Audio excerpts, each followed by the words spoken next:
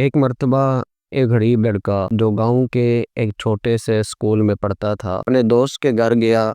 دوست کے ہاں سب کچھ نیا اور قیمتی تھا، فرنیچر، برتن، کپڑے۔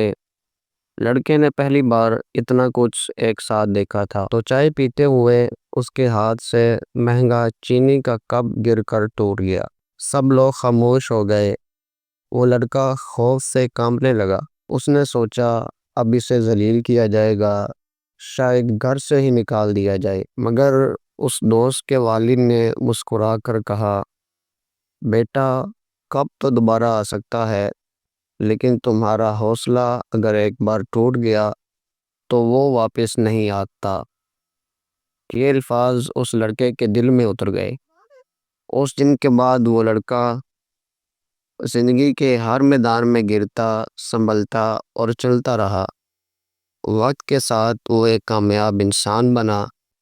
تو ہمیں بھی یہی پتہ چلتا ہے کہ بعض دفعہ زندگی کے اندر ایسے حالات، ایسے واقعات پیش آتے ہیں کہ ان کے اندر بندہ بہت سی چیزوں کو کھو بیٹھتا ہے، لیکن اس کے اندر اگر اس کا حوصلہ برقرار ہے، وہ اپنے حوصلے کو نہیں کھوتا، تو وہی ہے جو سب کچھ کرنے والا ہے۔